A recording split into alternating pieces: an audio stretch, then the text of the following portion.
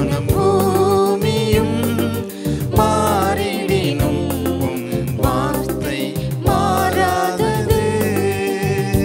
வாழ்வின் தீபமாய் வழி நடத்தும் உம் வசனம் நிலையானது.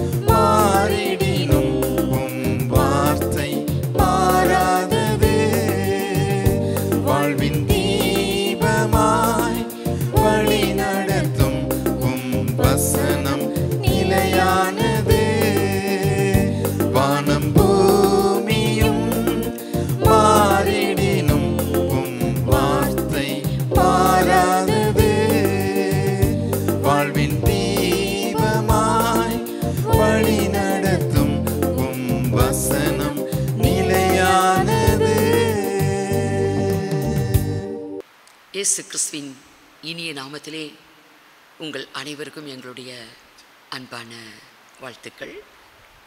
வாரத்தோறும் காணொளி காட்சி மூலமாகவும் ஒவ்வொரு ஞாயிற்றுக்கிழமை பிற்பகல் 1 மணி முதல் 2 மணி வரை ஹெவன் டிவி மூலமாகவும் உங்கள் அனைவரையும் நாங்கள் சந்திப்பதில் மிகுந்த மகிழ்ச்சி அடைகிறோம்.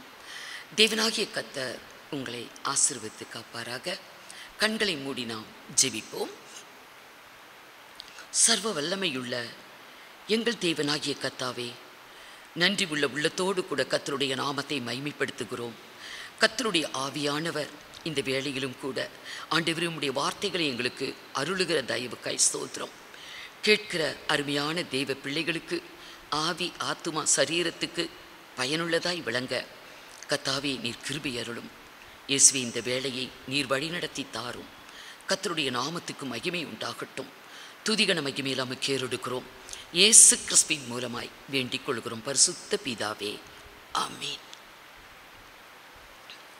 மார்க்கு சுவிசேஷம் 2ஆம் அதிகாரம் 3 5 வசனம் வரைக்கும் 5ஆம் வசனம் வரைக்கும் வாசிக்கலாம். உடனே வாசலுக்கு முன்னும் பின்னும் நிற்க இடம் போதாதபடிக்கு அநேகர் கூடி வந்தார்கள். அவர்களுக்கு வசனத்தை போதித்தார். அப்பொழுது 4 பேர் ஒரு திமிர்வாதக்காரனை சுமந்து கொண்டு அவரிடத்தில் வந்தார்கள். ஜனக்கூட்டத்தின் நிமித்தம் அவருக்கு சமீபமாய் சேரக்கூடாமல் அவர் இருந்த வீட்டின் மேற்கூரையை பிரித்து திறப்பாக்கி திமிர்வாதக்காரன் கிடக்கிற படுக்கையை இறக்கினார்கள். இயேசு அவர்கள் விசுவாசத்தை கண்டு திமிர்வாதக்காரனை நோக்கி, மகனே, உன் பாவங்கள் உனக்கு மன்னிக்கப்பட்டது என்றார்.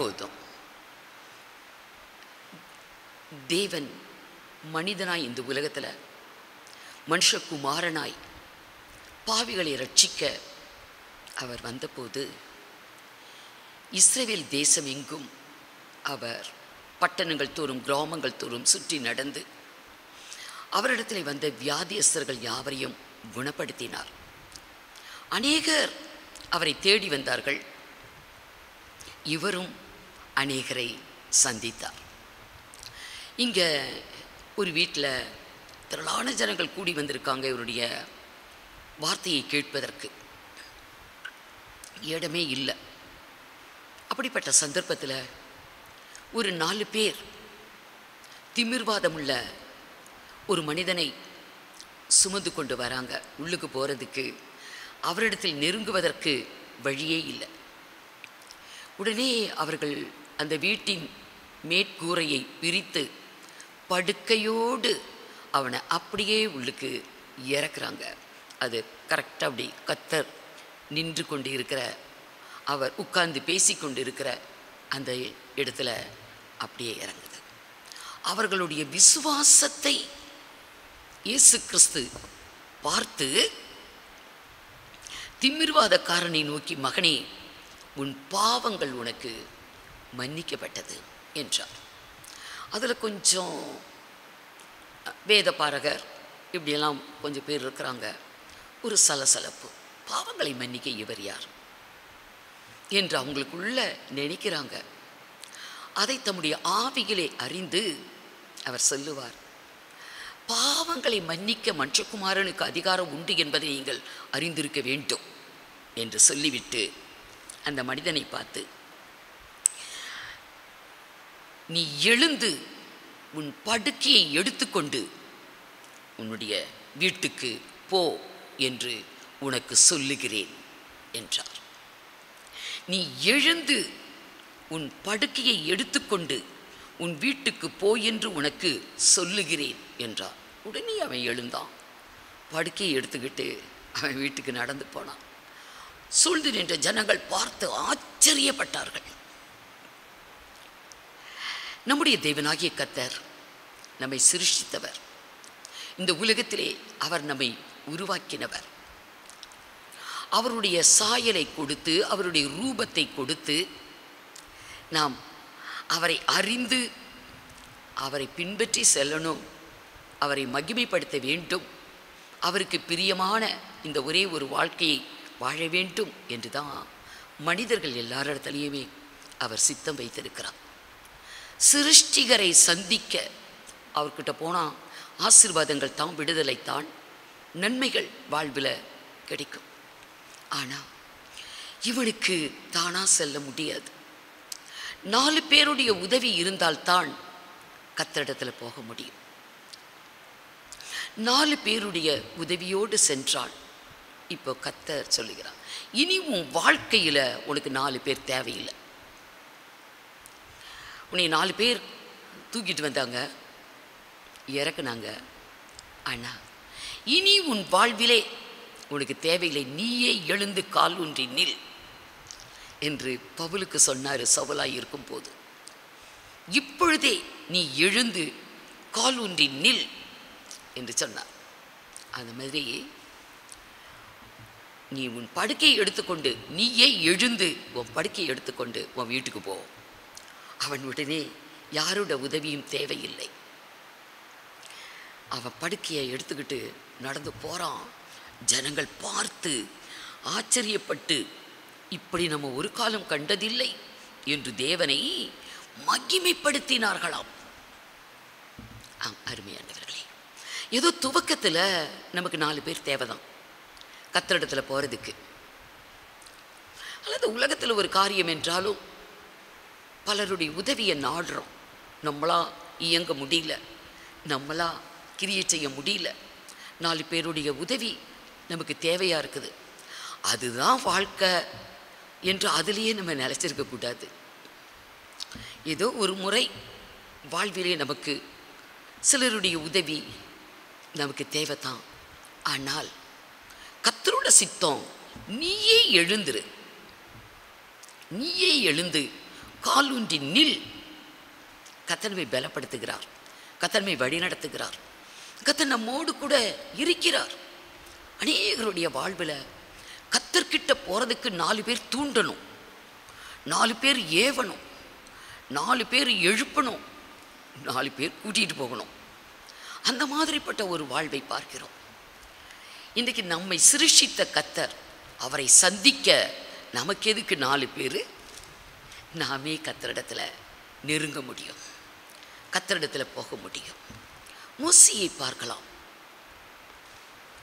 அவர்கள் எகிப்திலிருந்து புறப்பட்டு இப்போது வனாந்திர மார்க்கமாக 40 ஆண்டு காலம் பிரயாணத்தை துவங்கியிருக்கிறாங்க. அந்த துவக்க நேரத்தில் ஒரு யுத்தம் உண்டாகிறது. யுத்தத்தை யோசுவா நடத்தி கொண்டு இருக்கிறான், யுத்தம் செய்து கொண்டு இருக்கிறான் அமலேக்கியரோடு, அவர்களுடைய எதிராளியோடு. மோசே உயரமான மலை மேலே அவன் ஏறி அங்கே உட்கார்ந்து தன் கைகளை அப்படியே வானத்துக்கு நேராக ஏறெடுத்து கொண்டு இருக்கிறான். கைகளை உயர்த்தி இருக்கும் பொழுது அங்கே நடக்கிற ஒரு அதிசயம். எதிராளிகள் தோல்வி அடைகிறாங்க, தேவனுடைய ஜனத்துக்கோ வெற்றி கிடைக்குது. ஆனால் எவ்வளவு நேரம் கைகளை உயர்த்தி கொண்டே இருப்பது? அப்படியே அவனுக்கு ஒரு அசதி, அவன் சோர்ந்து போகிறான். உடனே கையை கீழே போடுவான், ஒரு ரெஸ்ட் எடுக்க. கையை கீழே போட்ட உடனேயே தேவஜனத்துக்கு தோல்வி, எதிராளிக்கு வெற்றி. வாசிங்க யாத்திராகமம் 17ஆம் அதிகாரம் 10லிருந்து 13 வரைக்கும் வாசிங்க. யோசுவா தனக்கு மோசே சொன்னபடியே செய்து அமலேக்கோடே யுத்தம் பண்ணினான். மோசேயும் ஆரோனும் ஊர் என்பவனும் மலை உச்சியில் ஏறினார்கள். மோசே தன் கையை ஏறெடுத்திருக்கையில் இஸ்ரவேலர் மேற்கொண்டார்கள். அவன் தன் கையை தாழ விடுகையில் அமலேக்கு மேற்கொண்டான். மோசேயின் கைகள் அசந்து போயிற்று. அப்பொழுது அவர்கள் ஒரு கல்லை கொண்டு வந்து அவன் கீழே வைத்தார்கள். அதன் மேல் உட்கார்ந்தான். ஆரோனும் ஊரும் ஒருவன் ஒரு பக்கத்திலும் ஒருவன் மறுபக்கத்திலும் இருந்து அவன் கைகளை தாங்கினார்கள். இவ்விதமாய் அவன் கைகள் சூரியன் அஸ்தமிக்கும் வரைக்கும் ஒரே நிலையாயிருந்தது. அவங்களுடைய எதிராளிய அவங்க வீழ்த்தி முழு ஜெயத்தை பெற்றாங்க. கைகளை உயர்த்துதல். மோசே கையை உயர்த்தி இருந்தா சபைக்கு ஜெயம், தேவ ஜனத்துக்கு, இஸ்ரவேல் ஜனத்துக்கு வெற்றி. ஆனால் கைகளை கீழே போட்ட உடனே தோல்வி வருது. அவருடைய எதிராளி மேற்கொள்ளுகிறான், இவங்களுக்கு தோல்வி வருது. தேவ ஜனத்தின் ஜெயம், வெற்றி என்பது மோசேயின் கைகளை உயர்த்துறதுல இருக்கிறது. கைகளை உயர்த்துதல் அப்படின்னு சொல்லும்போது அப்போஸ்தலனாகிய பவுல் தீமோத்தேயுக்கு எழுதும் போது அவர் சொல்லுவார். 1 தீமோத்தேயு 2ஆம் அதிகாரம் 8வது வசனம், அன்றியும் புருஷர்கள் கோபமும் தர்க்கமும் இல்லாமல் பரிசுத்தமான கைகளை உயர்த்தி எல்லா இடங்களிலேயும் ஜெபம் பண்ண வேண்டுமென்று விரும்புகிறேன். கைகளை உயர்த்துதல் அப்படின்னாலே அது ஜெபம்தான். அது ஆண்களுக்கு மாத்திரம் இங்கே அனுமதிக்கப்பட்டிருக்குது. புருஷர்கள், ஆண்கள் எல்லா இடத்திலும் தங்களுடைய பரிசுத்தமான கைகளை உயர்த்தி எல்லா இடத்திலும் ஜெபிக்க வேண்டும் என்று அவர் இங்கே சொல்லுகிறார். அவங்களுக்கு கோபம் வரக்கூடாது, தர்க்கம் பண்ணக்கூடாது, கொஞ்சம் ஒரு சாந்தமாக, பொறுமையாக, அமைதலாக இருக்க வேண்டும் என்றும், அந்த கைகள் லஞ்சம் வாங்குகிற கையா, அடிக்கிற கையா, அநியாயம் பண்ணக்கூடிய கைகளா, திருட்டு கைகளா அப்படியெல்லாம் இருந்துடக்கூடாது. கைகள் சுத்தமாக இருக்கணும். கைகளிலே சுத்தம். வேதம் சகோதரர்களுக்கு, ஆண்களுக்கு இங்கே சொல்லப்பட்டு இருக்கிறது. கைகள் ஒரு பரிசுத்தமான கைகளா இருக்கணும். கரைப்படிந்த கைகளாக, பாவம் செய்யக்கூடிய கைகளாக, தேவன் வெறுக்கக்கூடிய ஒரு கைகளாக இருக்கக்கூடாது. அந்த பரிசுத்தமான கைகளை உயர்த்தி எல்லா இடத்துலையும் ஆண்கள் ஜெபிக்கணும் அப்படின்னு வேதத்தில் இந்த இடத்துல எழுதப்பட்டு. ஆகவே கைகளை உயர்த்துதல் என்பதை ஜெபம் பண்ணுறது. கையெடுப்பு, என் கையெடுப்பு அந்தி பலியாய் இருக்க கடவுது என்று தாவீது சொல்லுவார். 141 சங்கீதம் 2வது வசனம், என் விண்ணப்பம் உமக்கு முன்பாக தூபமாகவும், என் விண்ணப்பம் தூபமாகவும், என் கையெடுப்பு அந்தி பலியாகவும் இருக்க கடவுது. கைகளை உயர்த்தி தாவீது ஜெபிக்கிறார். அந்த கைகளை உயர்த்துதல் அது ஒரு அந்தி பலி. பழைய ஏற்பாட்டில் பலி, புதிய ஏற்பாட்டில் அது அப்படியே ஸ்தோத்திர பலி, ஜெபம், துதி. கைகளை ஏறெடுக்குதல், கைகளை உயர்த்துதல் என்பதே ஜெபம். நம்முடைய வாழ்க்கையில் அப்படிதான். ஜெபம் நல்லா இருக்குது. நம்ம ஊக்கமாக ஜெபிக்கிறோம், உறுதியாக ஜெபிக்கிறோம், கருத்தாக ஜெபிக்கிறோம், சொந்து போகாமல் ஜெபிக்கிறோம், ஜெபத்தில் உறுதியாய் தரித்து இருக்கிறோம், இடைவிடாமல் ஜெபிக்கிறோம், விழித்து ஜெபிக்கிறோம், உற்சாகமாக ஜெபிக்கிறோம். ஜெபம் நமக்கு இருக்கிற வரைக்கும் வாழ்விலே தோல்வி வராது, ஜெயந்தான் வரும். மோசே இந்த இடத்துல அமலேக்கை மேற்கொள்ளுவதற்கு அங்கே கைகளை உயர்த்துகிறான். ஆனால் அவனால் அப்படி கைகளை உயர்த்தி கொண்டே சூரியன் அஸ்தமிக்கிற வரைக்கும் அவன் கைகளை உயர்த்தி கொண்டே அவனால் இருக்க முடியல. நம்ம நிலைமை எப்படி இருக்கு?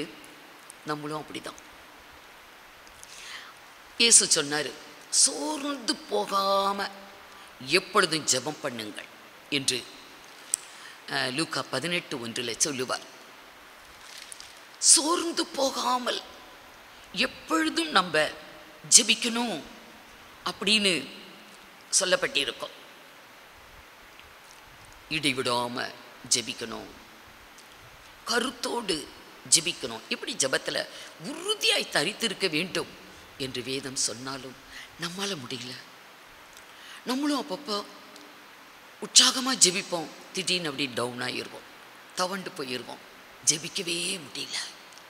அநேகர் வந்து சொல்லுவாங்க, ஜெபிக்கணும்னு வாஞ்சை இருக்குது, விருப்பம் இருக்குது, ஆனால் ஜெபிக்க முடியல.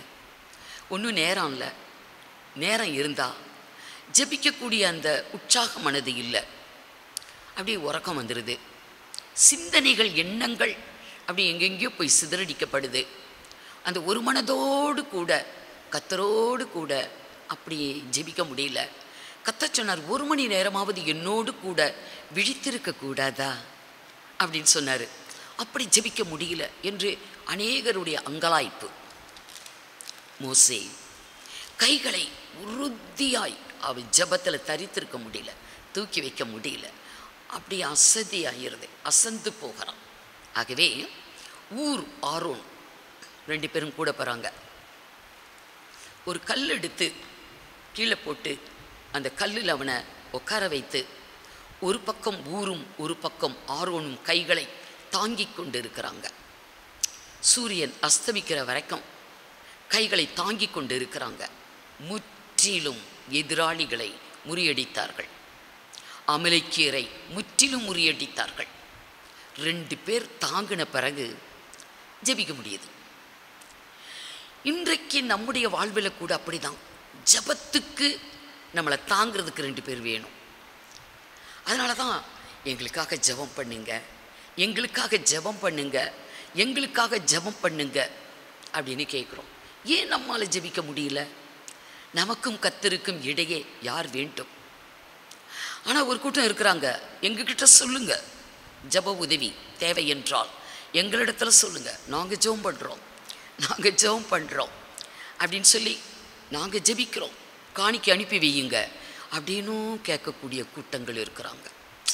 இது ஊழியர்களுக்கு இது ரொம்ப ஒரு கேவலமான ஒரு காரியம்தான். 2 பேர் தேவையா? கர்த்தரிடத்தில் பேசுவதற்கு, நம்ம கர்த்தரோடு உறவாடுவதற்கு 2 பேர் இருந்தால் தான் முடியும். ஆகவே நீங்களும் ஜெபம் பண்ணுங்க, நீங்களும் ஜெபம் பண்ணுங்க, நீங்களும் ஜெபம் பண்ணுங்க அப்படின்னு சொல்லி எங்கெங்கேயோ ஜெபத்துக்கு நம்ம அலமோதிக்கிட்டு இருக்கிறோம். ஆனால் தேவையில்லை. கர்த்தர் அதை விரும்பலை. நீ என்கிட்ட பேசு, உன் முகரூபத்தை காண்பி, உன் சத்தத்தை நான் கேட்கட்டும், என் பிரியமே, என் புறாவே, உன் முகரூபத்தை காட்டு, உன் சத்தத்தை நான் கேட்கணும் அப்படின்னு கர்த்தர் கேட்கிறார். ஆனால் முகத்தை காட்டுறதுக்கு தேவ சமூகத்திலே வந்து நாம் ஜெபத்திலே தரித்திருப்பதற்கு, முகத்தை காட்டுவதற்கு, நாம் சத்தத்தை அவர் கேட்கட்டும், வாயை திறந்து அவரோடு பேசுவதற்கு நமக்கு எவ்வளோ கஷ்டமாக இருக்குது. அதுக்கு ஒரு சோர்வு, அதுக்கு ஒரு தளர்ச்சி, அதுக்கு ஒரு அசதி. ஆகவே பிறருடைய உதவியை நாடுறோம். ஆனால் தேவையில்லை. 2 பேர் வேண்டாம் என்பது தான் நமக்கு சொல்லப்படக்கூடிய காரியம். அப்படிதான் பவுல் சவுலாய் இருக்கும் போது,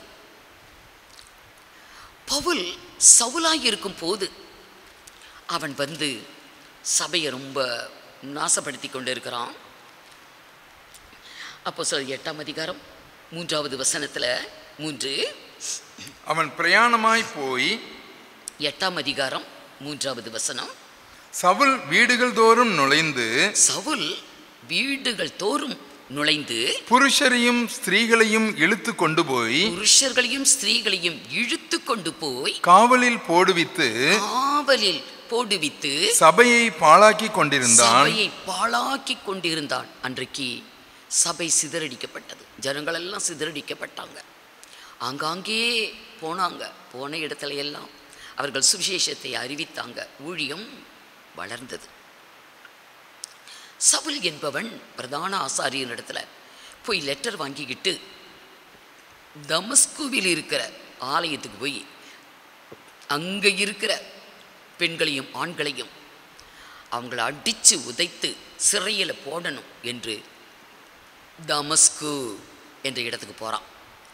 அங்கே போகும்போது வழியிலே கர்த்தர் அவனை சந்திக்கிறான். 9ஆம் அதிகாரம் அப்போஸ்தலர் 9ஆம் அதிகாரம் 3வது வசனத்திலிருந்து, அவன் பிரயாணமாய் போய் தமஸ்குவுக்கு சமீபித்த போது சடிதியிலே வானத்திலிருந்து ஒரு ஒளி அவனை சுற்றி பிரகாசித்தது. சடுதியில ஒரு பெரிய ஒளி அவனை சந்திக்குது. சடுதியிலே ஒரு ஒளி அவனை சந்திக்கிறது. அந்த வெளிச்சத்தை பார்த்து அவன் கீழே விழுந்துடுறான். கீழே விழுந்து அவன் தரையில் விழுந்து கிடக்கிறான். அப்பொழுது சவுலே சவுலே நீ ஏன் என்னை துன்பப்படுத்துகிறாய் அப்படிங்கிற ஒரு சத்தம் அவனுக்கு கேட்குது. அப்பதான் இவன் கேட்பான், ஆண்டவரே நீர் யார்? வாசிங்க 5வது வசனம். அதற்கு அவன் ஆண்டவரே ஆண்டவரே நீர் யார் என்றான். அதற்கு கர்த்தர், நீ துன்பப்படுத்துகிற இயேசு நானே, முள்ளில் உதைக்கிறது உனக்கு கடினமாம் என்றார். கர்த்தர் தன்னை அட்ரஸ் பண்றார். யார் ஆண்டவரே? நீ துன்பப்படுத்துகிற இயேசு நானே, நீ முள்ளில் உதைக்கிறது உனக்கு தான் கடினம், உனக்கு தான் பிரச்சனை அது. அப்பொழுது இவன் நடுங்கி திகைத்து, ஆண்டவரே நான் என்ன செய்ய சித்தமாய் இருக்கிறேன், அதை எனக்கு சொல்லுங்க, நீங்க என்ன சொல்லுறீங்களோ அதை நான் செய்கிறேன் அப்படின்னு அவர் சித்தத்தை கேட்கிறான். உங்க சித்தம் என்ன? நான் என்ன செய்ய சித்தமாய் இருக்கிறேன், அதை சொல்லுங்க, நான் செய்கிறேன் என்று தன்னை முழுவதுமாய் கர்த்தருடைய சித்தத்துக்கு தன்னை ஒப்பு கொடுக்கிறான். அப்படி ஒப்பு கொடுக்கும்போது கர்த்தர் பதில் சொல்லுகிறார். என்ன பதில் சொல்லுகிறார்? வாசிங்க. அவன் நடுங்கி திகைத்து, ஆண்டவரே நான் என்ன செய்ய சித்தமாய் இருக்கிறீர் என்றான்.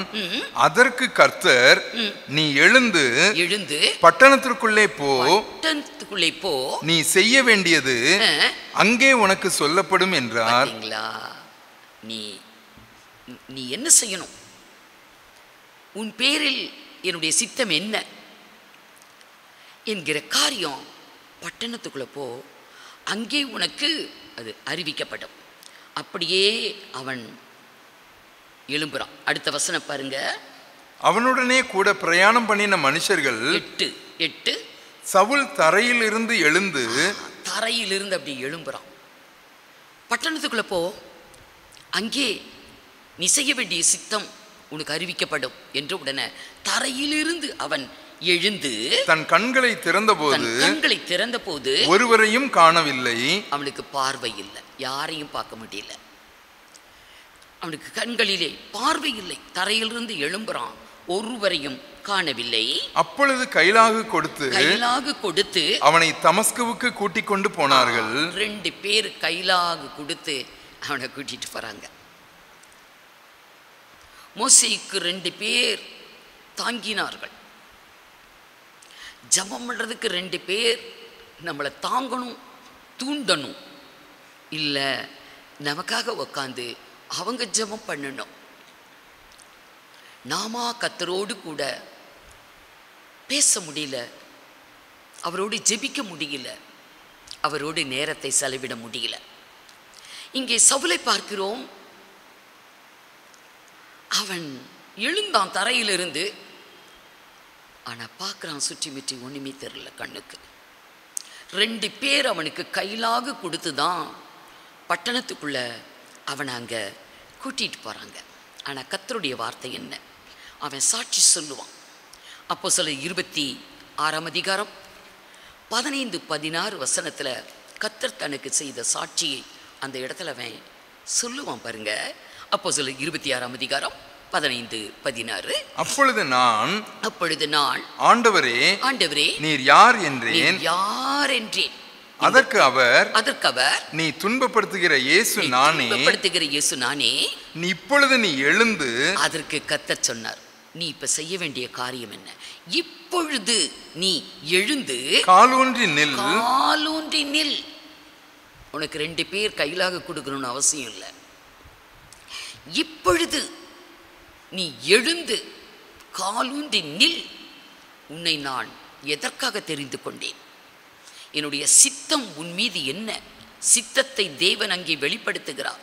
நீ இப்பொழுது எழுந்து காலூன்றி நில். என்ன சித்தம்? தொடர்ந்து வாசிங்க. நீ கண்டவைகளையும் நான் உனக்கு தரிசனமாகி காண்பிக்க போகிறவைகளையும் குறித்து உன்னை ஊழியக்காரனாகவும் சாட்சியாகவும் ஏற்படுத்துகிறதற்காக உனக்கு தரிசனமானேன். உன்னை என்னுடைய ஊழியக்காரனா, உனக்கு கிடைத்த தரிசனம் இன்னும் நான் உனக்கு கொடுக்க போகிற வெளிப்படுத்தல்கள், தரிசனம் எல்லாவற்றை குறித்து நீ மற்றவங்களுக்கு சொல்லணும். என்னுடைய ஊழியக்காரனாய் உன்னை தெரிந்து கொள்கிறேன் என்று சித்தத்தை வெளிப்படுத்துகிறார். இப்பொழுது நீ எழுந்து காலூன்றி நில். ஆம் அருமையானவர்களே, நம்முடைய வாழ்வில் கர்த்தர்கிட்ட போகிறதுக்கு 4 பேர் தூண்டணும். ஜெபிக்கிறதுக்கு 2 பேர் நம்மளுக்கு தாங்கணும். அவருடைய சித்தத்தை வாழ்விலை நிறைவேற்றுவதற்கு 2 பேர் நமக்கு கையிலாகு கொடுக்கணும். அப்போ தான் நகரும். இல்லைன்னா நாமாவே செய்ய போகிறதில்ல. கர்த்தர் அதை அவர் விரும்பலை. கர்த்தரிடத்தில் போகிறதுக்கு நம்மை உருவாக்கின கர்த்தர், நம்மை சிருஷித்த கர்த்தர், அவர் சாயலை கொடுத்து அவருடைய ரூபத்தை கொடுத்து அவருக்காக அவர் படைத்ததெல்லாம் அவர் மூலம் அவருக்காக உண்டாக்கப்பட்டவைகள் அனைத்தும் அவருக்காக, நாமும் அவருக்காக. நமக்கு 4 பேர் ஏதோ துவக்கத்தில் தூக்குறாங்க, ரைட்டு. அதுதான் எப்பயுமே 4 பேர் நம்மளை தூண்டி தூண்டி விட்டாதான் வண்டி ஓடும் அப்படிங்கிற நிலைமை இருக்கக்கூடாது. அப்படி அல்ல. இங்கே பார்க்கிறோம், தாவீது அவன் ஒரு நாள் அவன் இடத்துல வந்து சொல்கிறாங்க, கர்த்தருடைய ஆலயத்துக்கு போவோம் வாருங்கள், கர்த்தருடைய ஆலயத்துக்கு போவோம் வாருங்கள் என்று சொன்னபோது அவனுக்கு அப்படியே மகிழ்ச்சியாக இருக்குது. அவன் கர்த்தருடைய ஆலயம் என்றாலே ரொம்ப வாஞ்சிக்கிற ஒருவன். அவனை யாரும் கூப்பிடணுன்ற அவசியம் இல்லை. இப்போ நம்மளையெல்லாம் கூப்பிடுவாங்க, நம்ம சர்ச்சுக்கு போவோமா, ஆராதனைக்கு போகலாமா, ஜெபத்துக்கு போகலாமா அப்படின்னு கூப்பிட்ட உடனே நம்ம சந்தோஷப்படுறோமா? எவ்வளோ சந்தோஷமான ஒரு வார்த்தை. கர்த்தரிடத்தில் நம்ம போகிறோம், ஆராதிக்க போகிறோம், கர்த்தரை மகிமைப்படுத்த போகிறோம், கர்த்தருடைய நாமத்தை உயர்த்த போகிறோம், அவரை நாம் துதிக்க போகிறோம். ரொம்ப மகிழ்ச்சியான சந்தோஷமான ஒரு வார்த்தை என்று நம்ம நினைக்கிறோமா? நீங்கள் முதல்ல போங்க, நான் ஒரு 10 நிமிஷத்துக்கு பிந்தி நான் வரேன். போகிறோமோ போகலையோ அது நம்மளை பொறுத்து. தாவீதுக்கு சொன்னபோது வேதம் சொல்லுகிறது, கர்த்தருடைய ஆலயத்துக்கு போவோம் வாருங்கள் என்று சொன்னபோது அப்படியே மகிழ்ச்சியாக இருந்தது. உடனேயே எங்கள் கால்கள் அங்கே போய் நிற்கலாயிற்று. மலை மேலே ஏறி போகணும், உடனே கால்கள் நிற்கலாயிற்று. அவன் ஏற்கனவே கர்த்தருடைய ஆலயம் என்றால் ரொம்ப வாஞ்சிக்கக்கூடிய ஒரு மனிதன். எப்பொழுதும் கர்த்தருடைய ஆலயத்தில் தங்கி இருப்பதையே நாடுவேன் அப்படின்னு சொன்னான். தாவீது கர்த்தருடைய ஆலயம் என்றால் ரொம்ப வாஞ்சிக்கக்கூடிய ஒரு மனிதன். சங்கீதம் 26:8 அவன் சொல்லுவான், கர்த்தருடைய ஆலய பிரகாரத்தை நான் வாஞ்சிக்கிறேன் அப்படின்னு சொல்லுவான். சங்கீதம் 27:4 சொல்லுவான், ஒன்றை நான் கேட்டேன் அதையே நாடுவேன். என்ன? கர்த்தருடைய மகிமையை நான் பார்க்கும்படியாகவும், நான் கர்த்தருடைய ஆலயத்திலே ஆராய்ச்சி செய்யும்படியாகவும், கர்த்தருடைய ஆலயத்தில் தங்கியிருப்பதையே நாடுவேன் அப்படி சொன்ன மனுஷன். அதனால் அவங்ககிட்ட போய் நம்ம ஆலயத்துக்கு போவோம் பாருங்கன்னா அவன் ரொம்ப சந்தோஷந்தான் படுவான். அவனை கூப்பிடணுன்ற அவசியம் கிடையாது. 4 பேர் அவனை தூண்டிவிட வேண்டும், அவனை தூக்கிக்கிட்டு போகணும், அவனை கூட்டிக்கிட்டு போகணும், 2 பேர் ஜெபத்தில் அவனை தாங்கணும், அவன் தேவசித்தத்தை நிறைவேற்றுவதற்கு 2 பேர் அவனை தாங்கணும், அதெல்லாம் ஒன்றுமே கிடையாது. அவனே அத்தனை வாஞ்சியோடு கர்த்தரிடத்தில் அத்தனை பிரியமாய் இருந்தவன். ஆகவே கர்த்தரும் அவனை குறித்து சாட்சி சொல்லுவார், தாவீது என் மனதுக்கு பிரியமானவன், அவனுக்கு எனக்கு இஷ்டமானவன், என் சித்தத்தை அவன் நிறைவேற்றக்கூடியவன் என்று கர்த்தரே சாட்சி கொடுக்கிறார். ஆகவே இன்றைக்கு நம்முடைய வாழ்வை ஒப்பிட்டு பார்க்கும் பொழுது 4 பேர் தேவை. ஜபத்துக்கு ஒரு 2 பேர் நமக்கு வேணும். நம்மளை தாங்கிக்கிட்டு போகிறதுக்கு, கைலாகு கொடுத்து கூட்டிகிட்டு போகிறதுக்கு துணைக்கு 2 பேர் வேணும். நம்மளா செயல்பட முடியல. சில வேளைகளில் உலக காரியங்கள் அதெல்லாம் ரொம்ப இன்ட்ரெஸ்டிங்காக நம்ம செய்வோம். கர்த்தருக்குரிய காரியம் என்று சொல்லும் போது நமக்கு கொஞ்சம் தயக்கம்.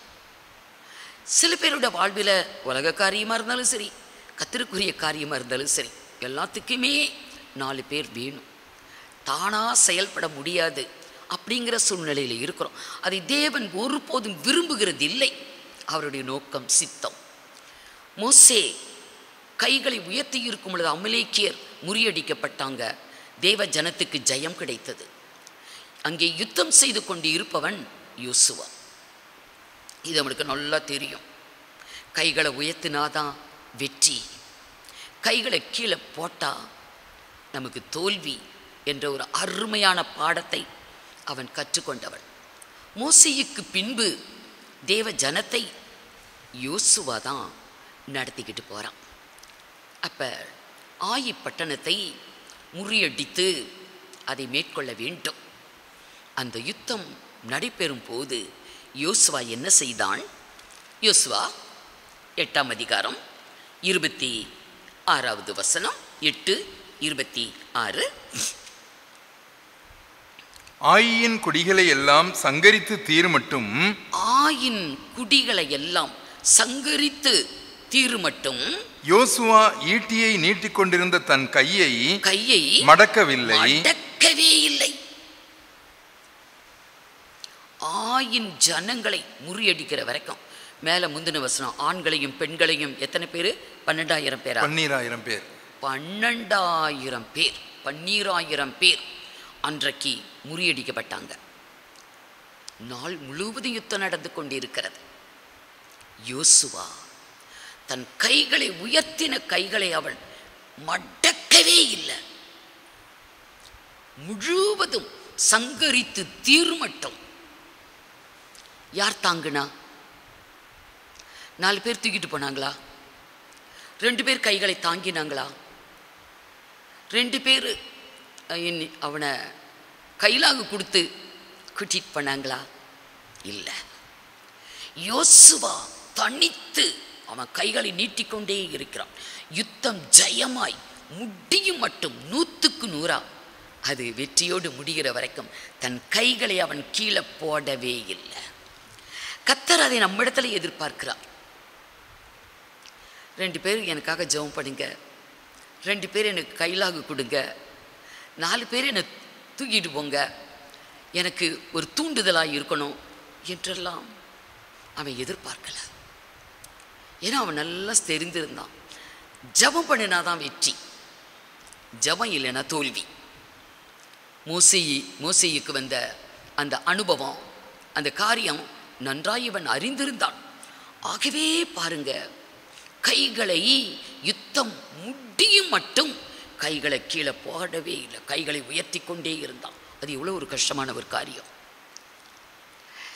அப்படியே கைகளை ஈட்டியோட மோசையாகிலும் சும்மா தூக்கிட்டு இருந்தார். இவன் ஈட்டி அது எவ்வளோ கனமாக இருந்திருக்கும். அந்த ஈட்டியை பிடித்து அப்படியே கையை மடக்கவே இல்லை. அப்படிப்பட்ட ஒரு ஊக்கமான ஒரு ஜபஜீவியம். கைகளை உயர்த்துதல் என்பது ஜப வாழ்க்கை, ஜபஜீவியம், ஜபத்தின் ஆவி, விண்ணப்பத்தின் ஆவி நமக்கு தேவை. வாழ்விலே வெற்றி பெறுவதற்கு, முன்னேறுவதற்கு, நாம் வாழ்விலே உயருவதற்கு இன்றைக்கி ஜபம் இல்லைன்னா ஜெயம் இல்லை. நம்முடைய வீடுகளில் போட்டிருப்போம், ஜபமே ஜெயம். வாசகமாக இருக்குமே தவிர அது அனுபவமாக இருக்காது.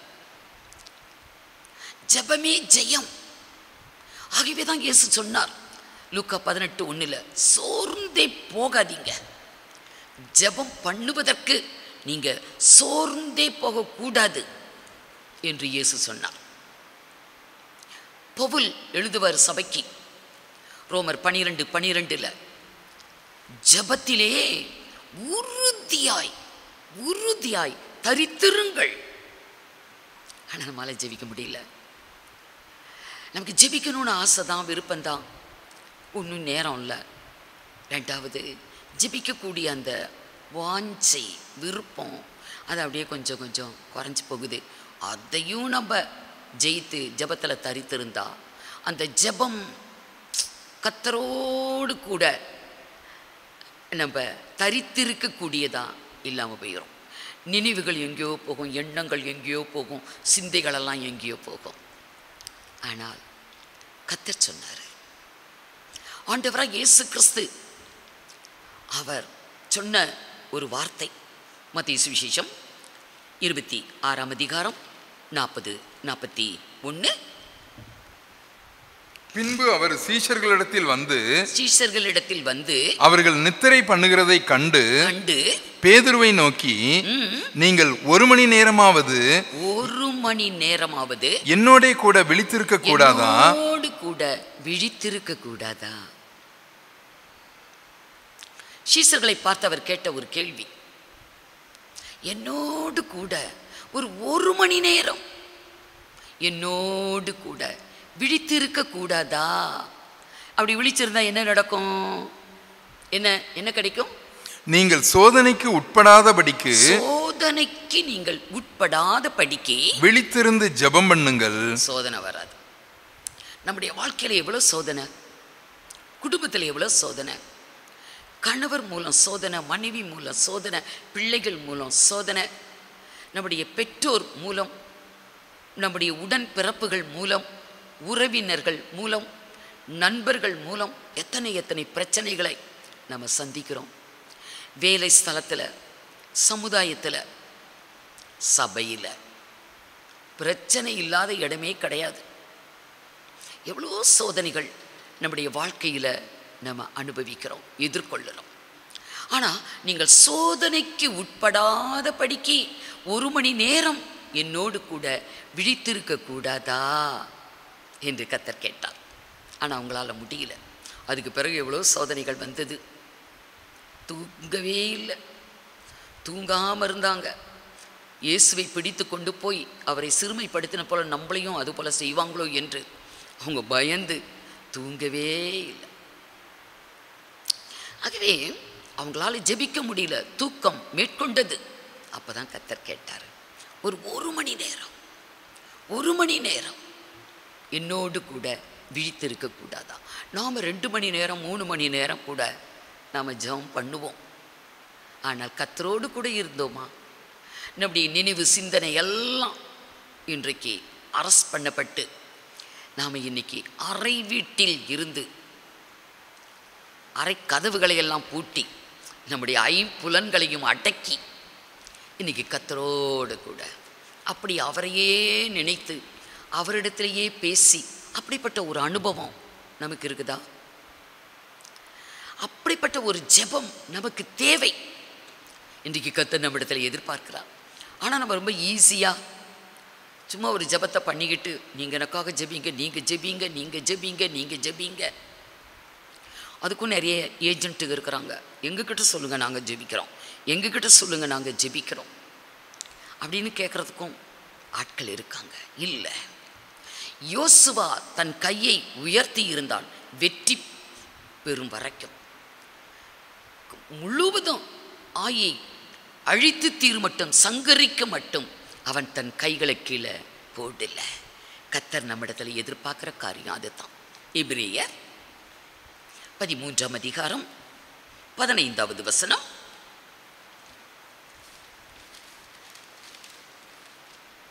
ஆகையால் அவருடைய நாமத்தை துதிக்கும் உதடுகளின் கனியாகிய ஸ்தோத்திர பலியை அவர் மூலமாய் எப்போதும் தேவனுக்கு செலுத்த கடவோம். எப்பையும் கர்த்தரை துதித்து கொண்டு இருக்கணுமா? அப்ப வேற வேலையே இல்லையா அப்படின்னு நினைக்கலாம். தானியேலை பாருங்க, ஒரு பொறுப்புள்ள வேலையில இருந்த, ஒரு உயர் பதவியில இருந்த ஒரு மனிதன் தானியேல், பாபிலோனில். ஆனால் அவனை குறித்து வேதம் சொல்லுகிறது, இடை விடாமல் அவன் ஆராதிக்கிறவன், 3 வேளையும் முழங்கால் படியிட்டு எருசலேமுக்கு நேராய் அவன் ஜெபிக்கக்கூடிய ஒரு மனிதன். அவனுடைய காரியம் எல்லாம் ஜெயமாய் இருந்தது. ஜெபந்த காரணம். இடை விடாமல் ஜெபித்தான் என்றால் அவனுடைய வேலைகளை எல்லாம் அவன் பார்க்கலன்னு அர்த்தமா? எந்த வேலை செய்தாலும் ஜெப சிந்தையோடு கர்த்தரை நினைத்து கொண்டு எல்லா வேலைகளையும் செய்யலாம். கர்த்தரை மகிமைப்படுத்தி கொண்டே இருதயம் கர்த்தரோடு இருக்கிறது, வாய் கர்த்தரை துதிக்கிறது, மனதெல்லாம் கர்த்தரால் நிரப்பப்பட்டிருக்கிறது. அப்படி இருந்துதான் தன் கடமைகளை அவன் சரிவர செய்து அவன் வாழ்விலை வெற்றி பெற்றான். அவனுக்காகவே சத்துருக்கள் சதித்திட்டத்தை தீட்டி சிங்கக்கு ரெடி பண்ணினாங்க. ஆனால் சிங்கம் வாயை திறக்கல. கர்த்தர் சிங்கத்தின் வாயை கட்டி போட்டான் தம்முடைய தூதனை அனுப்பி.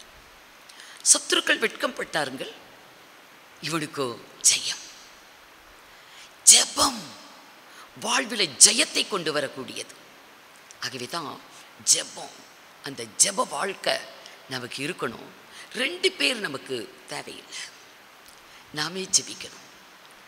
நாமே கர்த்தரிடத்துல நெருங்கி ஜெபிக்கணும். ஆகவே கர்த்தர் சொல்லுகிறார், இப்பொழுது நீ எழுந்து காலூன்றி நில்.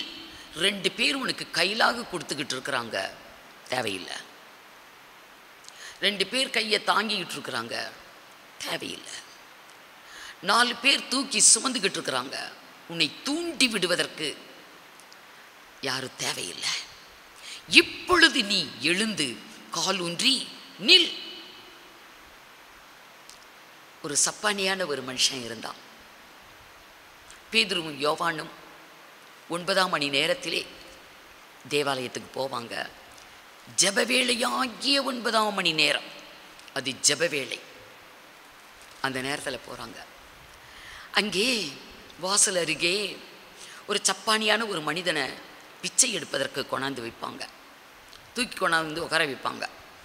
ஏன்னா அவனுடைய கைகளும் கால்களும் பலனற்றது. சப்பானியான ஒரு மனிதன் தானாக செயல்பட முடியாது. 4 பேர் தூக்கிட்டு வந்தால் தான் முடியும். 4 பேர் தாங்கினா தான் முடியும். 4 பேருடைய உதவி அவனுக்கு தேவை. அவன் பிச்சை எடுத்து கொண்டு இருந்தான்.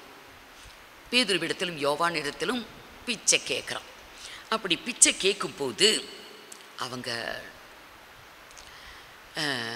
எங்களை நோக்கிப்பார், எங்களை பாரு, எங்களை நோக்கிப்பார் என்று சொல்லுவாங்க. உடனே அவன் ஆவலோடு பார்ப்பான்.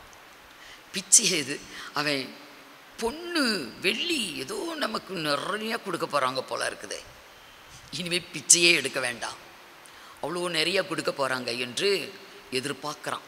அவனுடைய அந்த பார்வை, அந்த தோற்றம் அப்படி இருந்துச்சு. உடனே பேதுரு சொன்னார், இங்கே பாரு, நீ எதிர்பார்க்குற மாதிரி எங்ககிட்ட பொண்ணும் இல்லை வெள்ளியும் இல்லை, உனக்கு பிச்சை போடுறதுக்கு ஒன்றுமே இல்லை. ஆனால் ஒன்று இருக்கிறது, நஸ்ரேனாகி இயேசு கிறிஸ்துவின் நாமம். ஆகவே அந்த நாமத்தில் உன்னை நான் எழுந்து நடக்க சொல்கிறேன் என்று அவனுடைய கைகளை பிடித்து தூக்கிவிட்டான். வாசிங்க அப்போஸ்தலர் 3ஆம் அதிகாரம் 6 பாருங்க.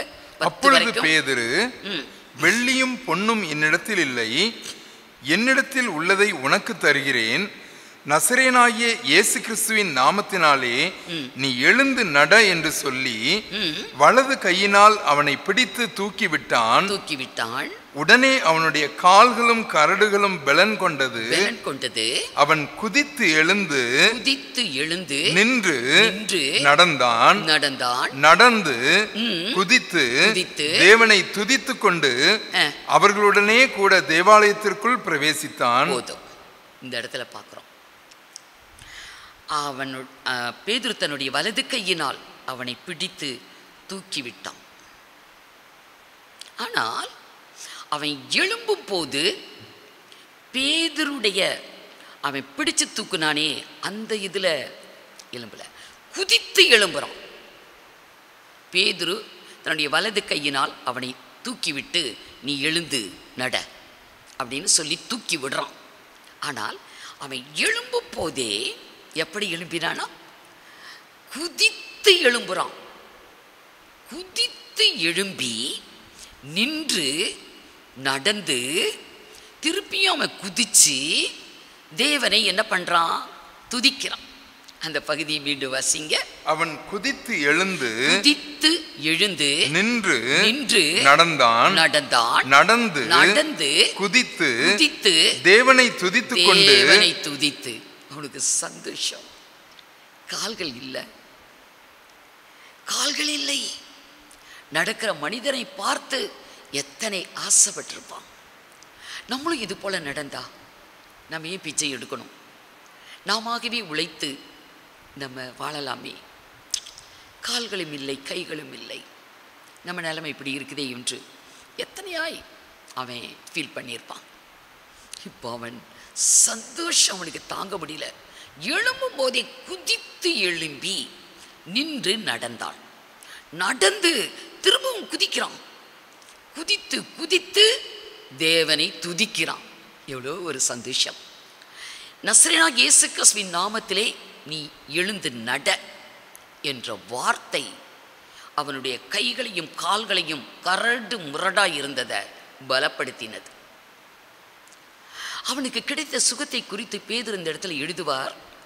அவனுக்கு சர்வாங்க சுகம், சரீரத்துக்கு மாத்திரம் அல்ல, ஆவிக்கும் ஆத்துமாவுக்கும் சரீரத்திற்கும் அவனுக்கு ஒரு சர்வாங்க சுகம் கிடைத்தது. இனி அவனுக்கு யாரும் தேவையில்லை. 4 பேர் தூக்கி கொண்டு வந்து அவனை உட்கார வைக்கணும்னு அவசியம் இல்லை, தேவையில்லை. அப்படிதான் கர்த்தர் நம்மளை எதிர்பார்க்கிறார். நம்முடைய வாழ்க்கையில் நாம் இன்னுமே சப்பானிகளாகவே தான் இருக்கிறோம். நம்முடைய கிறிஸ்தவ ஜீவியத்தில் 4 பேர் எனக்கு வேணும், எனக்கு ஒரு தூண்டுதலாக இருக்கணும், 4 பேர் எனக்கு தேவை, எனக்காக ஜெபிக்கிறதுக்கு ஆட்கள் வேண்டும், என்னை தூண்டி விடுவதற்கு ஆட்கள் வேண்டும் என்று நம்ம எதிர்பார்க்குறோம். இல்லை, கர்த்தருக்கும் நம்மளுக்கும் இடையில யாரும் தேவையில்லை.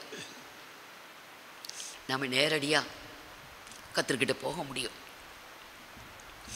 இயேசு கிறிஸ்து அன்றைக்கு பட்டணங்கள் தோறும் கிராமங்கள் தோறும் நடந்து திரிந்தாரே. அப்போ அவர் ஒரு பட்டணத்துக்கு போகிறார். பெதஸ்தா குளத்துக்கிட்ட போகிறார். அங்கே நோயாளிகள், அங்கே 5 மண்டபங்கள் உண்டு. பெதஸ்தா குளம் எப்பமாகிலும் தேவதூதன் இரவோ பகலோ எந்த நேரமோ எப்பமாகிலும் ஒரு முறை அவன் வந்து தண்ணியை கலக்குவானான். அவன் யார் முதல்ல போகிறாங்களோ அவங்களுக்கு சுகம் கிடைக்கும். ஒரு மனிதன் சுகத்தை பெறுவதற்கு காத்து கொண்டு இருக்கிறான். 1 வருடம் அல்ல, 2 வருடம் அல்ல, 10 வருடம் அல்ல, 20 வருடம் அல்ல, 38 வருஷம். இன்னைக்கு நீண்ட கால நோயாளிகள் இன்னைக்கு இருக்கிறாங்க. நீண்ட காலமாக நோயினால் பாதிக்கப்பட்டு படுக்கையாக இருக்கிறவங்க, தானாக செயல்பட முடியாதவங்க எத்தனையோ பேர் ஒரு பரிதாபமான சூழ்நிலையில் உலகத்தில் இன்றும் வாழக்கூடியவர்கள் இருக்கிறத நம்ம பார்க்கலாம். அங்கே போயிருக்கும்போது கர்த்தர் அவனை சந்திக்கிறார். அந்த 38 வருடம் வியாதி கொண்ட மனிதனை அவர் சந்திக்கிறார். அவனிடத்தில் ஒரு கேள்வி கேட்டார். வசிங்க யோவான் சுவிசேஷம் 5ஆம் அதிகாரம் 5 38 வருஷம் வியாதி கொண்டிருந்த ஒரு மனுஷன் அங்கே இருந்தான். படுத்திருந்த அவனை இயேசு கண்டு அவன் வெகு காலமாய் வியாதியஸ்தன் என்று அறிந்து அவனை நோக்கி சொஸ்தமாக வேண்டுமென்று விரும்புகிறாயா என்று கேட்டார். கேள்வி கேட்டார் பாருங்க. நீ சுகமடைய வேண்டும் என்று விரும்புகிறாயா? அவன் அதுக்கு தான் அங்கே இருக்கிறான். சுகமடைய வேண்டும் என்று தான் அவன் அந்த இடத்துல சலிக்காம ஒரு எதிர்பார்ப்போடு 38 வருஷம் அங்கே காத்து கொண்டு இருக்கிறான். ஆமாண்டவரே, நான் சுகமடைய வேண்டும் என்று எனக்கு விருப்பம்தான். ஆனால் தேவதூதன் தண்ணீரை கலக்கும்போது முதல்ல யார் போகிறாங்களோ அவங்களுக்கு மட்டும்தானே சுகம் கிடைக்குது, மற்றவங்களுக்கெல்லாம் இல்லையே. ஆகவே நான் போவதற்குள் வேறொருவன் முந்திக் கொள்ளுகிறான், எனக்கு அதை அடைய முடியல. என்னை கொண்டு போய் விடுவதற்கு எனக்கு ஒருவரும் இல்லை. இவன் ஆசீர்வாதம் பெறுவதற்கு, வாழ்விலே ஒரு சந்தோஷத்தை அடைவதற்கு, வாழ்விலே ஒரு மேன்மையை அவன் கண்டு கொள்ளுவதற்கு அவன் சொன்ன ஒரு காரணம், என்னை கொண்டு போய் விடுவதற்கு எனக்கு யாரும் இல்லை, எனக்கு ஒரு 4 பேர் தேவை.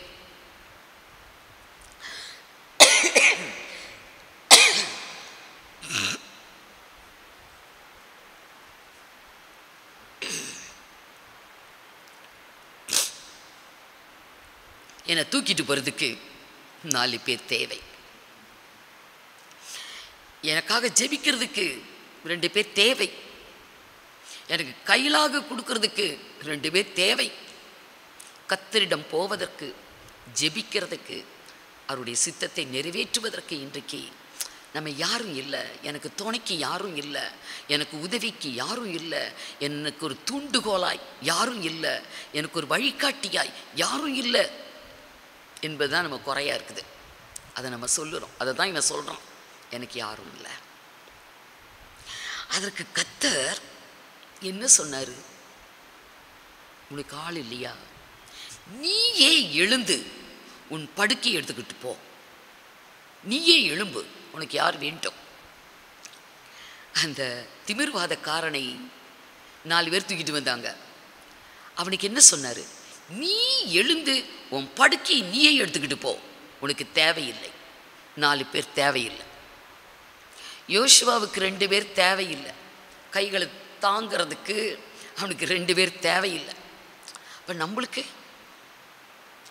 4 பேர் வேண்டாம், 2 பேர் வேண்டாம்.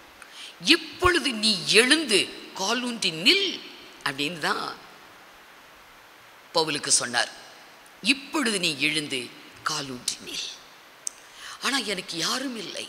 நானா எழும்புறதுக்கு என்னால் முடியல. என்னை எழும்புறதுக்கு எனக்கு கையிலாக கொடுக்கறதுக்கும் யாரும் இல்லை. ஆனால் கர்த்தர் என்ன சொன்னார்? அதை தொடர்ந்து வசிங்க. அதற்கு வியாதியஸ்தன், ஆண்டவரே, தண்ணீர் கலக்கப்படும் போது என்னை குளத்தில் கொண்டு போய் விடுகிறதற்கு ஒருவரும் இல்லை. நான் போகிறதற்குள்ளே வேறொருவன் எனக்கு முந்தி இறங்கி விடுகிறான் என்றான். இயேசு அவனை நோக்கி, எழுந்திரு, உன் படுக்கையை எடுத்துக்கொண்டு நட என்றார். உனக்கு யாரும் தேவையில்லை, உனக்கு யாரும் வேண்டாம். 4 பேர் வேண்டாம், 2 பேர் வேண்டாம், உனக்கு கையிலாக கொடுக்க ஒருத்தரும் வேண்டாம். நீயே எழும்பு, நீயே உன் படுக்கையை எடுத்துக்கிட்டு நட. கர்த்தர் அதைத்தான் நம்மிடத்துல சொல்லுகிறார். போதும், 4 பேர் தாங்கினது போதும், 2 பேர் தாங்கினது போதும், 2 பேர் கையிலாக கொடுத்தது போதும், போதும். நீயே எழுந்து காலூன்றி நில் என்று பவுல் சவுலாய் இருக்கும்போது சொல்லுவார். உனக்கு 2 பேர் தேவையில்லை, என் சித்தத்தை நிறைவேற்றுவதற்கு 2 பேர் கையிலாக கொடுக்கல. நீயே எழுந்து காலூன்றி நில். நான் உன்னை தெரிந்து கொண்டேன், என்னுடைய ஊழியக்காரனாய் உன்னை நான் தெரிந்து கொண்டேன், நீ எனக்கு ஊழியம் செய்வ. அருமையானவர்களே, தேவனாகிய கர்த்தர் நம்மை இந்த பூமியில அவருக்காய் தெரிந்து கொண்டார். இந்த ஜனத்தை எனக்கென்று ஏற்படுத்தினேன், இவர்கள் என் துதியை சொல்லி வருவார்கள். நாம் அவருக்காய் சிருஷ்டிக்கப்பட்டவர்கள். அவருடைய கரத்தின் கிரியை நல்ல காரியம் செய்வதற்கு, நற்கரிகள் செய்வதற்கு, அவருடைய சித்தத்தை நிறைவேற்றுவதற்கு, நாம் ஜெபிப்பதற்கு, கர்த்தரிடத்தில் நெருங்கி வாழ்வதற்கு நம்மை தேவன் தெரிந்து கொண்டார். அதுக்கு நமக்கு 4 பேர் வேணும், 2 பேர் வேணும் இல்லை. நாம் கர்த்தரிடத்தில் போகணும். அதை கர்த்தர் விரும்புகிறார். அந்த பள்ளத்தாக்கில், எலும்பு பள்ளத்தாக்கில் உலர்ந்து போன எலும்புகள், இது உயிரடையுமா என்று தேவனுடைய மனுஷனிடத்தில் கர்த்தர் கேட்கிறார். இது உயிரடையுமா? அது உங்களுக்கு தான் தெரியும் ஆண்டவரே என்பது. நீ அந்த எலும்புகளை பார்த்து தீர்க்க தரிசனம் உரை, நீ பேசு. கர்த்தர் கட்டளையிட்ட வார்த்தையை தீர்க்க தரிசனமாக உரைக்கிறான். ஆங்காங்கே ஆங்காங்கே சிதறி கிடக்கிற எலும்புகள் ஒன்றோடு ஒன்று, கையங்க காலி இங்கே மண்டவோடு அங்கே அப்படியெல்லாம் இருக்கிறது அந்தந்த பாடியில் வந்து அப்படியே சரசரசரன்னு ஒரு சவுண்டு வருது, இணையுது. எல்லாம் எலும்பு கூட இருக்குது. இன்னும் தீர்க்க தரிசனம் உரை, அது அப்படியே அதில் சதை வருது, தோல் வருது, நரம்புகள் எல்லாமே. ஆனால் ஜீவன் மட்டும் இல்லை, அதுக்கு ஜீவன் இல்லை. தீர்க்க தரிசனம் உரை, கர்த்தருடைய வார்த்தை சொல்லப்பட்ட உடனே உயிர் அடைந்து அந்த பள்ளத்தாக்கில் ஒரு பெரிய சேனையா நிற்கிறாங்க. அது தேவனுடைய மனிதன் தரிசனத்தில் பார்க்குறார். ஏசிக்கல் 37 அதிகாரம் முதல் 3 வசனம், அடுத்தாப்புல 7 10வது வசனம் வரைக்கும் வாசித்தா நான் சொல்கிற காரியம் அங்கே சொல்லப்பட்டிருக்கிறது. உலர்ந்து போன எலும்புகள் உயிரடைந்து நிற்கிறது, எழுந்து நிற்கிறது. நம்மால் எலும்ப முடியல. நான் எலும்பெல்லாம் உலர்ந்து போச்சேன். டாக்டர் வேறு சொல்லிட்டாங்க, அது எலும்பு தேஞ்சு போச்சு. எலும்பு எப்படி தேயும்? தேஞ்சு போச்சு. நரம்பு தேய்வு, எலும்பு தேய்வு, அவ்வளோதான், முடிஞ்சிருச்சு. டாக்டர் சொன்னது தான். அப்படி நடிச்சு நம்ம அப்படியே உட்காந்துட்ருக்குறோம். அது உலர்ந்து போன எலும்பு தான், ஆனால் உயிரடைகிறது. கர்த்தருடைய வார்த்தை உயிர்ப்பிக்கிறது. எழுந்து நிற்கிறாங்க, சேனையா நிற்கிறாங்க. அப்படியானால் ஏன் நம்ம எழும்ப முடியாது? கர்த்தருடைய வார்த்தை போதும். எழுந்து காலூன்றி நில். ஆம், நமக்கு கொடுக்கப்பட்ட காலங்கள் எவ்வளவோ முடிஞ்சு போச்சு. இன்னும் கொஞ்சம் காலம். கர்த்தருடைய வருகையும் சமீபம். ஆகவே நாம் அவரை சந்திக்க போகிறோம். அவர் மத்திய ஆகாயத்தில் வெளிப்படும் போது நாம் இங்கிருந்து நம்ம தான் தனியாக அவரை போய் எழுந்து போவோம். யார் 2 பேர் கூட்டிகிட்டு போக மாட்டாங்க, 4 பேர் நம்மளை சுமந்துட்டு போக மாட்டாங்க, 2 பேர் கையிலாக கொடுத்து அப்படியே அவர்கிட்ட கொண்டு போக மாட்டாங்க. அவரவர் நம்ம பறந்து கர்த்தரிடத்தில் போவோம். இன்றைக்கு நாம் கர்த்தரிடத்தில் போனாதான் அவர் வெளிப்படும் போது நாமளே கர்த்தரிடத்தில் போக முடியும். ஆகவே கர்த்தர் சொல்லுகிறார், எழும்பு எழும்பு சீயோனே, பலன் கொள். உனக்கு எழும்பி காலூன்றி நிற்க பலன் இல்லை. ஆகவே எழும்பு எழும்பு சீயோனே, நீ உன் வல்லமையை தரித்துக்கொள். 52 ஏசாயா 1. எழும்பு எழும்பு எழும்பு சீயோனே, உன் வல்லமையை தரித்துக்கொள். வல்லமையை தரித்துக்கொள். உனக்கு ஒரு பலன் வேண்டும். நீயே எழுந்து காலூன்றி நிற்க, கர்த்தருக்காக, சத்தியத்துக்காக, சபைக்காக. இன்றைக்கு நாம் எழுந்து காலூன்றி நிற்க பலன் இல்லை. ஆகவே 4 பேர் தேவை, 2 பேர் தேவை.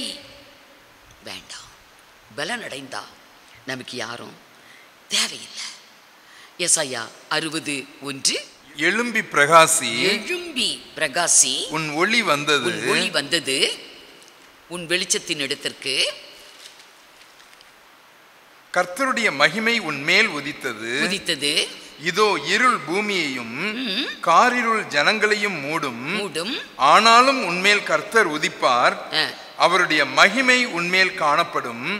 உன் வெளிச்சத்தின் இடத்திற்கு ஜாதிகளும் உதிக்கிற உன் ஒளியின் இடத்திற்கு ராஜாக்களும் நடந்து வருவார்கள். எழும்பி நீ பிரகாசி. அந்த வெளிச்சத்துக்கு இடத்துல பெரிய பெரிய ஆட்கள், ஜாதிகள், ராஜாக்கள், அவங்கள கூட நம்ம ஆதாயம் செய்ய முடியும். எழும்பு எழும்பு, நீயே எழுந்து காலூன்றி நில். போதும், பிறருடைய உதவி போதும். எழும்பு எழும்பு என்று கர்த்தர் சொல்லுகிறார். ஏசாயா 51:9வது வசனம். எழும்பு எழும்பு எழும்பு எழும்பு, பலன் கொள். பலன் கொள். பலன் இல்லை, பலன் வேண்டும். கர்த்தருடைய வார்த்தைகள் தான் பலன். உலர்ந்து போன எலும்புகளுக்கு கர்த்தருடைய வார்த்தை தீர்க்க தரிசனமாய் உரைக்கப்பட்டது. அது பலனடைந்து உயிரடைந்து எழுந்து காலூன்றி நிற்குது. நமக்கு பலன் வேண்டும். ஆகவே கர்த்தர் நம்மிடத்தில் எதிர்பார்க்கிறது, இப்பொழுது நீ எழுந்து காலூன்றி நில். மீண்டும் ஒரு தரம் வாசிங்க. அப்போஸ்தலர் 26:15-16. அப்பொழுது நான், ஆண்டவரே நீர் யார் என்றேன். அதற்கு அவர், நீ துன்பப்படுத்துகிற இயேசு நானே. இப்பொழுது நீ எழுந்து காலூன்றி நில். அருமையானவர்களே, கர்த்தர் வெளிப்பட போகிறார். நாம் இந்த பூமியில இருந்து அவர் அண்டைக்கு போக போறோம். ஒருவேளை நம்ம மரிச்சிட்டோம், நித்திரை அடைந்து விட்டோம். நாம் எழுந்து மறுரூபம் அடைந்து நம்ம அவரை எதிர்கொண்டு போக போகிறோம். இல்லை, நம்ம உயிரோடு இருக்கிறோம். நாம் உயிரோடு இருக்கும் போதே அவர் வெளிப்பட்டார். நம்ம இங்கிருந்து மறுரூபம் அடைந்து அவர் அண்டைக்கு போவோம். 4 பேர் வேண்டாம், நமக்கு 2 பேரும் வேண்டாம். ஆகவே பவுலிடத்தில் கர்த்தர் சொல்லுகிறார், இப்பொழுது நீ எழுந்து காலூன்றி நில். என்னுடைய சித்தத்தை உன் வாழ்வில் நிறைவேற்றுவேன். நீ எனக்கு ஊழியக்காரனாய் இருப்பாய். என்னுடைய நோக்கத்தை நான் உன்னிடத்தில் நிறைவேற்றுவேன் என்று சொன்னார். அப்படியே கர்த்தர் செய்தார். நம் வாழ்விலும் கூட கர்த்தர் நமக்கு அப்படி செய்ய வல்லவராய் இருக்கிறார். தேவனாகிய கர்த்தர் உங்களை ஆசீர்வதிப்பாராக. கண்களை மூடி நாம் ஜெபிப்போம். ஜெபம் செய்வோம். எங்களை நேசிக்கிற நல்ல ஆண்டவரே, இந்த நாளுக்காக உமக்கு நன்றி செலுத்துகிறோம் அப்பா. இன்றைக்கும் கூட நாங்கள் வேதத்திலே தியானித்த வசனங்களுக்காக உமக்கு நன்றி செலுத்துகிறோம் ஆண்டவரே. எங்களுடைய ஜெப ஜீவியம் எப்படி இருக்க வேண்டும், இன்னும் நாங்கள் யாரையாவது சார்ந்தே இருக்கிறோமா என்பதை நீங்கள் எங்களுக்கு உணர்த்தினீங்கப்பா. நன்றி செலுத்துகிறோம் ஆண்டவரே. நீர் சொல்லுகிறீர், பவுலுக்கு சொன்னீங்கப்பா, நீ எழுந்து காலூன்றி நில் என்று. இன்னும் நாங்கள் மற்றவர்களை நாங்கள் ஜெப ஜீவியத்திலே நாங்கள் நம்பி இருக்காமல், மற்றவர்கள் எங்களுக்கு ஜெபிக்க வேண்டும் என்று அவர்களை மட்டுமே சார்ந்து இருக்காமல், நாங்கள் எழுந்து கால்களை ஊன்றி நின்று ஆண்டவரே உம்மை நோக்கி பார்க்க எங்கள் ஜெப ஜீவியத்திலே இன்னும் நாங்கள் வளர ஆண்டவரே நீர் எங்களுக்கு இன்றைக்கு உணர்த்தினபடியால் நாங்கள் உண்மை நன்றியோடு ஸ்தோத்திரிக்கிறோம் அப்பா. ஆண்டவரே நாங்கள் வாசித்தோம் அப்பா, எழும்பு எழும்பு சீயோனே உன் வல்லமையை தரித்துக்கொள் என்று. எழும்பி பிரகாசி, உன் ஒளி வந்தது, கர்த்தருடைய மகிமை உன்மேல் உதித்தது என்று நாங்கள் பார்த்தோம் அப்பா. ஆண்டவரே நாங்கள் ஒவ்வொருவரும் எழும்பி உமக்காக பிரகாசிக்க நீங்கள் எங்களை பயன்படுத்த வேண்டுமாறு ஜெபிக்கிறோம் அப்பா.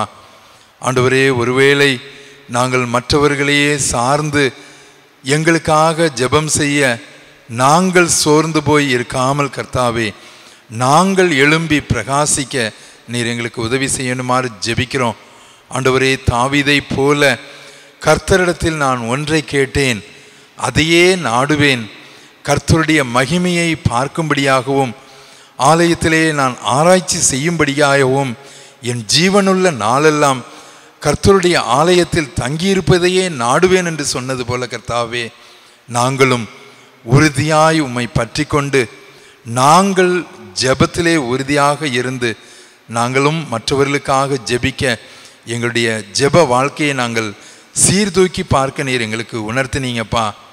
ஆண்டவரே தானியேலை குறித்து பார்த்தோமப்பா, உயர் பதவியில் இருந்தாலும் எப்பொழுதும் ஆண்டவரே உம்மையே துதித்து கொண்டு ஆண்டவரே 3 வேளையும் ஆண்டவரே எருசலேமுக்கு நேராக பலகணிகளை திறந்து ஜெப ஜீவியத்திலே உறுதியாய் தரித்திருந்ததை நாங்கள் பார்த்தோம் ஆண்டவரே. ஒருவேளை பவுலை போல ஆண்டவரே அவன் சடுதியாய் விழுந்த பொழுது அவங்களுக்கு கையிலாக கொடுத்து தாங்கி நிற்பதை போல அல்லாமல் ஆண்டவரே நீங்கள் சொன்னீங்க எழுந்து காலூன்றி நில் என்று.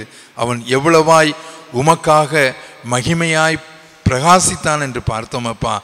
ஆண்டவரே இன்றும் கூட எங்களுடைய ஜெப ஜீவியத்திலே நாங்கள் எப்படி இருக்கிறோம் என்று நாங்கள் உணரத்தக்கதாக நாங்கள் யாரையும் சார்ந்து இருக்காமல் ஆண்டவரே ஜெபத்திலே உறுதியாய் தரித்திருந்து ஆண்டவரே நீர் திமிர்வாதக்காரனிடத்தில் சொன்னது போல நீ எழுந்து உன் படுக்கையை எடுத்துக்கொண்டு நட என்று சொன்னீங்கப்பா. அவன் குதித்து எழுந்து ஆண்டவரே அவன் எவ்வளவாய் உம்மை மகிமைப்படுத்தி சென்றான் ஆண்டவரே. அதே போல ஆண்டவரே நாங்கள் ஒவ்வொருவரும் கர்த்தாவே எங்களுடைய ஜெப ஜீவியத்திலே இன்னும் அதிகமாய் நாங்கள் உம்மிடத்தில் வளர்ந்து பெருக நீர் எங்கள் ஒவ்வொருவரையும் எடுத்து பயன்படுத்தும். 1 மணி நேரமாவது என்னோடே கூட விழித்திருக்க கூடாதா என்று நீர் ஆண்டவரே சொன்ன அந்த அங்கலாய்ப்பை நாங்கள் கேட்டோமப்பா. சோதனைக்கு உட்படாதபடிக்கு நீங்கள் விழித்து இருந்து ஜெபம் பண்ணுங்கள் என்று எங்களுக்கு கற்றுக் கொடுத்தீங்க ஆண்டவரே. நாங்களும் சோர்ந்து போகாமல் இடைவிடாமல் ஆண்டவரே நாங்கள் ஜெபிக்க உம்மோடு கூட குறைந்தது 1 மணி நேரமாவது செலவழிக்க எங்கள் ஒவ்வொருவருக்கும் நீங்கள் கிருபை செய்யணுமாறு ஜெபிக்கிறோம் ஆண்டவரே. ஒவ்வொரு நாளும் எங்களை நீர் கரம் பிடித்து வழி நடத்துமப்பா. சோர்வோடு இருக்கிறவர்களை ஆண்டவரே ஒருவேளை எதற்கும் நாங்கள் பிரயோஜனமற்றவர்கள் என்று இருக்கிறவர்களை நாங்கள் தைரியப்படுத்த அவர்களுக்காகவும் ஜெபிக்க நீர் எங்களை ஒவ்வொருவரையும் எடுத்து பயன்படுத்தும். மீட்பர் இயேசுவின் மூலம் ஜெபிக்கிறோம் நல்ல பிதாவே, ஆமேன். என் ஆத்துமாவே கர்த்தரை ஸ்தோத்திரி, என் முழு உள்ளமே அவருடைய பரிசுத்த நாமத்தை ஸ்தோத்திரி. என் ஆத்துமாவே கர்த்தரை ஸ்தோத்திரி, அவர் செய்த சகல உபகாரங்களையும் மறவாதே. ஆமேன். Praise the Lord.